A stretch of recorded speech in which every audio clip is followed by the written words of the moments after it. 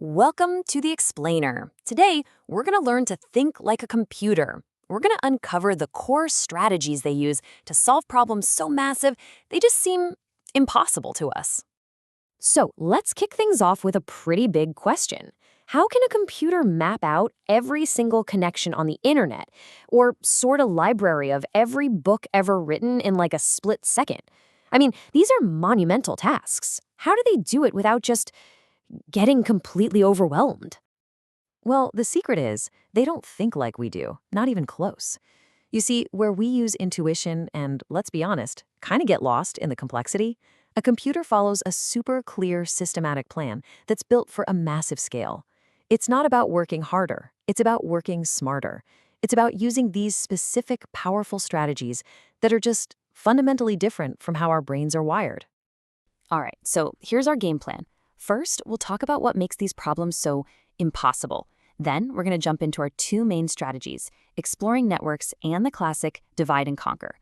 We'll see how they work in the real world with things like super fast sorting. And finally, we'll wrap up with the big takeaway, how we can learn to think a little differently. Okay, let's get into our first big strategy. This one is all about navigating networks. Now, in computer science, any system of connections, friends on social media, cities on a map, websites linked together, is represented by this really simple but powerful idea called a graph. And just to be super clear, when we say graph, we're not talking about a bar chart or a pie chart. Think of it like a map. You've got dots, which are called vertices or nodes, and you've got lines connecting them, which are the edges. That's it. It's this incredibly flexible tool that can represent pretty much any network you can dream up. But that brings us to a huge problem, right? I mean, if you're dealing with a graph that has billions of nodes, how in the world do you explore it without getting totally lost or just going in circles forever? Well, to solve this, computers have two main methods, and they are both incredibly elegant. They have totally different approaches to exploring. One goes deep, the other goes wide. Let's meet depth first search and breadth first search. First up, we have depth first search, or DFS for short. The best way to think about this one is like you're exploring a maze. You pick a path and you just go as deep as you possibly can. You follow it all the way to the end. Once you hit a dead end, you backtrack just enough to find the next path you haven't tried, and then boom, you dive deep all over again. And the other method?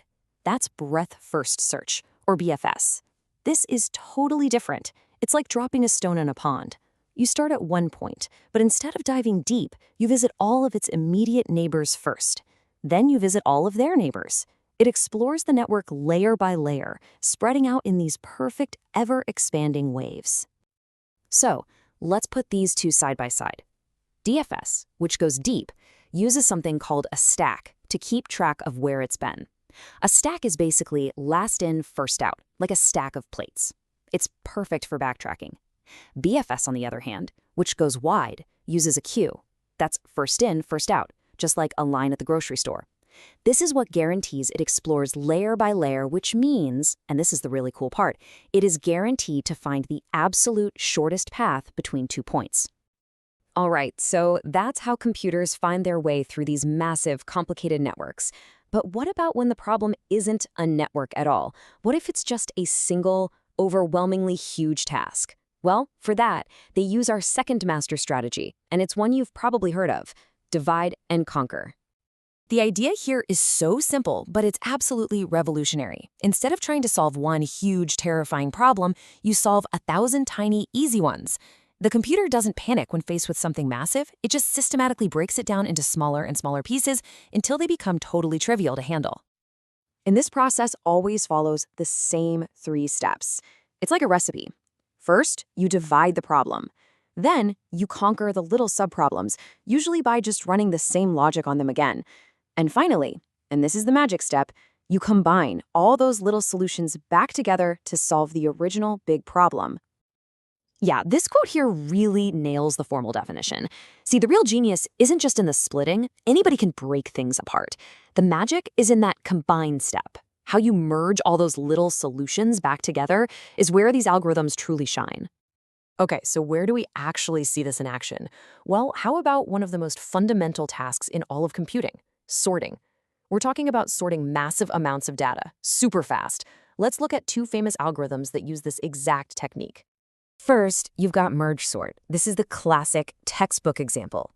It takes a list, chops it right down the middle, and then does the same thing to each of those halves, and again, until it's left with a bunch of tiny little lists that only have one item in them.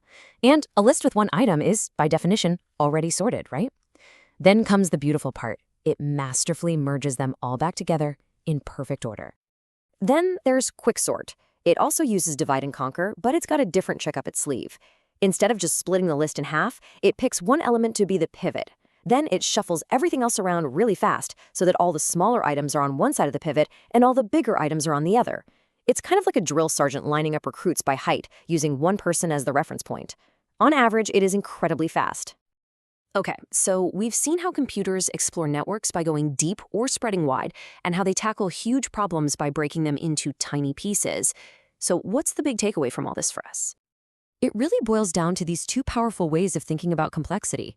When you're faced with a system of interconnected parts, the key is systematic exploration. Don't just wander around. Have a plan.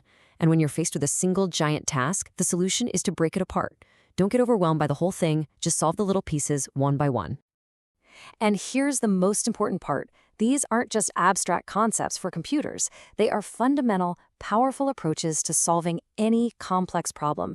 So the next time you're facing a challenge that just feels overwhelming, ask yourself, can I explore this systematically like a network? Or can I break this down and conquer the pieces? These strategies solved some of computing's biggest challenges. What could they solve for you?